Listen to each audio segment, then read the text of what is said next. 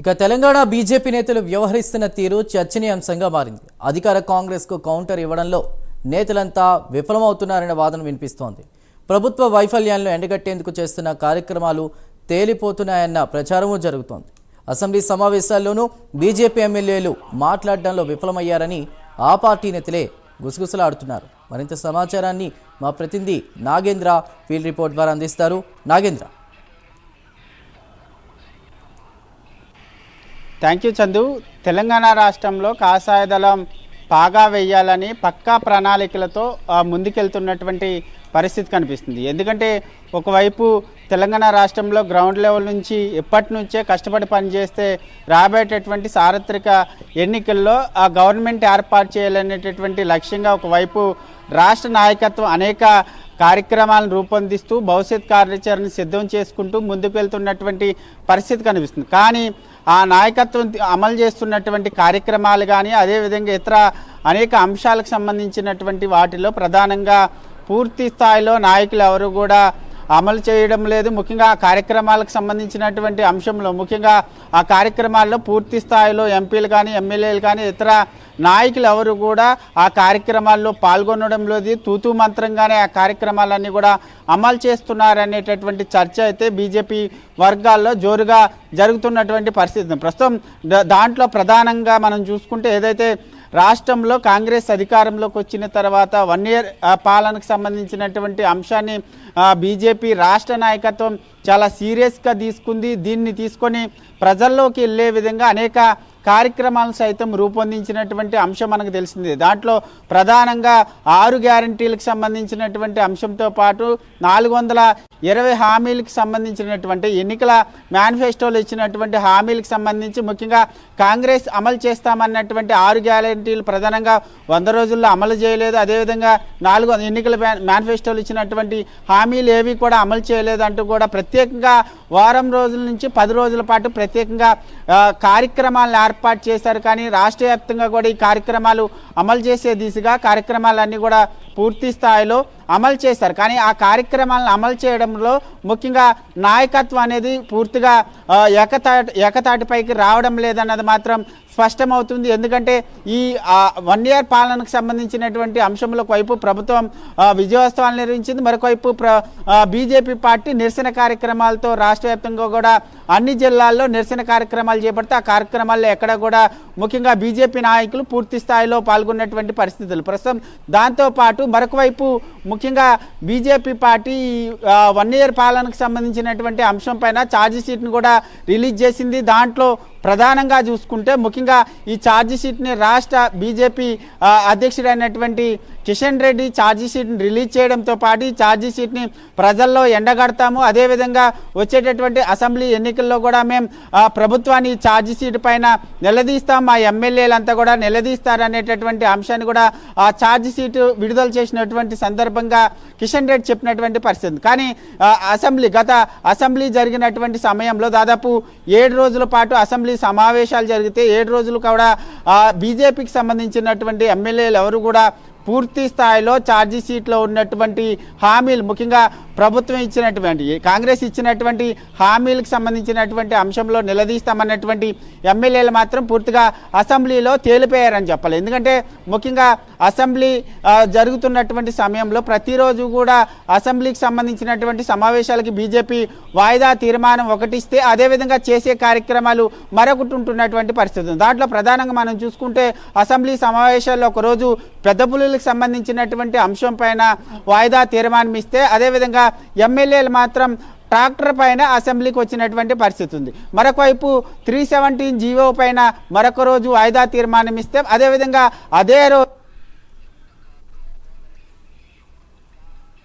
సమావేశాలకు వచ్చారు. ఇలా వాళ్ళు ఇచ్చినటువంటి వాయిదా తీర్మానాలకి అసెంబ్లీ వేదికగా వాళ్ళు చేసినటువంటి కార్యక్రమాలకి పొంతం లేదు. ముఖ్యంగా వాళ్ళు చేసిన కార్యక్రమాల్లో అయినా సరే పూర్తి స్థాయిలో ఎమ్మెల్యేలు పాల్గొన్నారంటే కూడా అది కూడా లేదు. ఎందుకంటే ఒకవైపు ఎమ్మెల్యేలు అంతా కూడా ఒకే తాటిపై లేరు, ఎవరికి వారే యమునా తీరా అనే విధంగా అసెంబ్లీలో వ్యవహరించినటువంటి తీరును చూస్తాం. దీంతో పాటు మరొకటి ఏదైతే 1 year పాలనకు సంబంధించినటువంటి అంశంలో ప్రధానంగా హైదరాబాద్ కేంద్రంగా బీజేపీ రాష్ట్ర పార్టీ జేపీ నడ్డాని తీసుకొచ్చి భారీ బహిరంగ సభను ఏర్పాటు చేసినటువంటి పరిస్థితి. కానీ ఆ సభను కూడా పూర్తి స్థాయిలో గ్రాండ్గా సక్సెస్ చేస్తారంటే అది కూడా లేదు. ఎందుకంటే ఒకవైపు మేము ప్రభుత్వాన్ని ఎండగడతాము, రాష్ట్ర వ్యాప్తంగా కూడా నిరసన కార్యక్రమాలు చేస్తామంటూ కూడా భారీ బహిరంగ సభను కూడా ఏర్పాటు చేసి ఆ సభను కూడా పూర్తి స్థాయిలో నాయకత్వం పూర్తి స్థాయిలో అమలు చేయడంలో పూర్తిగా విఫలమైంది అనేటటువంటి చర్చ కూడా వినిపిస్తుంది. దీంతో పాటు మరొక వైపు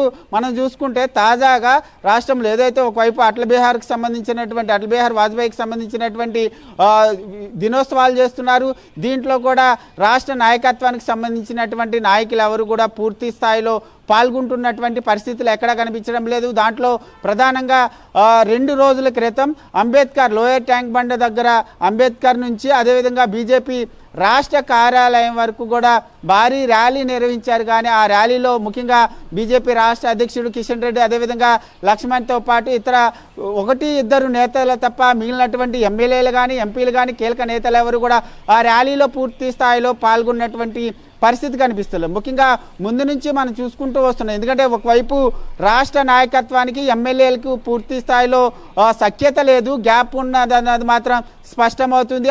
అది మరొకసారి అసెంబ్లీ సమావేశాల్లో కూడా స్పష్టమైంది. ఎందుకంటే అసెంబ్లీ సమావేశాల్లో రాష్ట్ర నాయకత్వానికి తెలిసి బీజేపీ వాయిదా తీర్మానాలు ఇచ్చిందా లేదా, రాష్ట్ర నాయకత్వానికి అసెంబ్లీ సమావేశాల్లో ఏ విధంగా వ్యవహరించాలన్న దానిపైన దిశానిర్దేశం చేశారన్నది మాత్రం అక్కడ స్పష్టంగా మనకు అర్థమవుతుంది. దీన్ని బట్టి ఎమ్మెల్యేల మధ్య కానీ అదేవిధంగా ఎంపీల మధ్య కానీ రాష్ట్ర నాయకత్వానికి మధ్య సఖ్యత లేదనేది మాత్రం స్పష్టమవుతున్నటువంటి పరిస్థితి ఉంది. దీంట్లో ప్రధానంగా బీజేపీ వర్గాలు ఒకటే కోరుకుంటున్నాయి, రాబోయేటటువంటి అసెంబ్లీ ఎన్నికల్లో తెలంగాణ రాష్ట్రంలో కాషాయ దళం పాగా వేయాలంటే ఎప్పటి నుంచే గ్రౌండ్ లెవెల్లో రాష్ట్ర నాయకత్వం అమలు చేసేటటువంటి కార్యక్రమాలను అన్నింటిని కూడా పూర్తి స్థాయిలో అమలు చేయాలంటే ముందు బీజేపీ శ్రేణులతో పాటు రాష్ట్ర నాయకత్వం అంతా కూడా ఒకే తాటిపై ఉంటేనే బీజేపీ రావడానికి ఆస్కారం ఉంటుందనేటటువంటి చర్చ అయితే జోరుగా జరుగుతున్నటువంటి పరిస్థితి కనిపిస్తుంది. మరి ఇప్పటికైనా బీజేపీ రాష్ట్ర నాయకత్వం ఇప్పటికైనా దీనిపైన పూర్తి స్థాయిలో ఫోకస్ చేస్తుందా లేదా అన్నది మాత్రం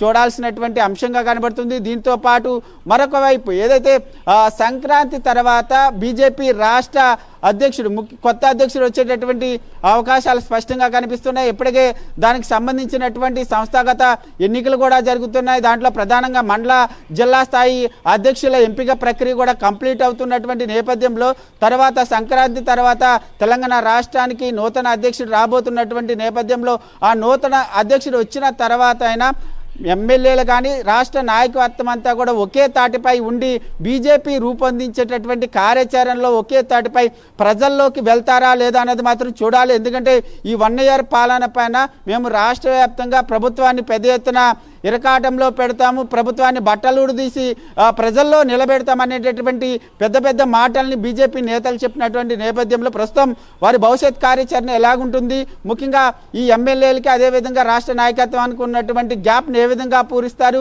వీరంతా కూడా ఒకే మాటపై ఉంటారా లేదా, కొత్త అధ్యక్షుడు వచ్చిన తర్వాత ఆ అధ్యక్షుడికి ఈ ఎమ్మెల్యేలు కానీ ఇతర నాయకత్వం కానీ సపోర్ట్ చేస్తుందా అన్నది మాత్రం కూడా ఒక ప్రశ్నగా మిగులుతుంది. ప్రస్తుతం బీజేపీ రాష్ట్ర పార్టీ మాత్రం పూర్తి స్థాయిలో ఫోకస్ చేస్తుంది, కానీ దాన్ని అమలు చేయడంలో మాత్రం విఫలమవుతుంది అనేటటువంటి వార్తలు వినిపిస్తున్నటువంటి పరిస్థితి ఉంది. దాంట్లో ప్రధానంగా హైదరాబాద్ కేంద్రంగా అనేక కార్యక్రమాలు చేస్తారు. దాంట్లో మూసీకి సంబంధించినటువంటి అంశంలో ప్రధానంగా 9 బృందాలుగా ఏర్పడి మూసీ పరివాహక ప్రాంతాల్లో బీజేపీకి సంబంధించినటువంటి ఎమ్మెల్యేలు కానీ ఎంపీలు కానీ సందర్శించారు. కానీ పూర్తి స్థాయిలో ఎమ్మెల్యేలు ఎంపీలు కూడా అక్కడ మూసీ పరివాహక ప్రాంతాల్లో సందర్శించినటువంటి పరిస్థితి లేదు. ఎందుకంటే మూసీని కొంతమంది పరిరక్షణకు సంబంధించినటువంటి అంశంలో కొంతమంది స్వాగతిస్తుంటే కొంతమంది వ్యతిరేకిస్తున్నటువంటి పరిస్థితి బీజేపీ పార్టీలో భిన్న స్వరాలు వినిపించాయి. మూసీకి సంబంధించినటువంటి అంశం పైన కానీ అదేవిధంగా హైడ్రాకి సంబంధించినటువంటి అంశం పైన కానీ ముఖ్యంగా రాష్ట్ర నాయకత్వం ఇచ్చేటటువంటి అంశానికి నాయకులు లోబడి పనిచేస్తున్నారా, ఎవరికి వారే యమునా తీరా అనే విధంగా ఎవరికి వారే ఎవరి అంశాలను వారు బహిర్గతం చేస్తున్నటువంటి పరిస్థితి కనిపిస్తుంది. మరి ఇలా ఉన్నటువంటి తరుణంలో రాబోయేటటువంటి స్థానిక సంస్థల ఎన్నికల ఎన్నికల్లో కానీ అదేవిధంగా 1 ఇయర్లో రాబోయేటటువంటి జీహెచ్ఎంసీ ఎన్నికలకు సంబంధించినటువంటి అంశంలో బీజేపీ రాష్ట్ర నాయకత్వం అంతా కూడా ఐక్యంగా నాయకులంతా కూడా ఐక్యంగా కలిసికట్టుగా ముందుకు వెళ్తే తప్ప స్థానిక సంస్థల ఎన్నికల్లో కానీ రాబోయేటటువంటి జీహెచ్ఎంసీ ఎన్నికల్లో కానీ వారు అనుకున్నటువంటి స్థానాలను మాత్రం మెజార్టీ స్థానాలు కైవసం చేసుకునేటటువంటి అవకాశం లేదనేటటువంటి వార్తలు అయితే పెద్ద ఎత్తున బీజేపీ వర్గాల్లో చర్చ జరుగుతున్నటువంటి పరిస్థితి అయితే కనిపిస్తుందని చెప్పాలి Chandru. Right Nagendra, thank you for the report. Once again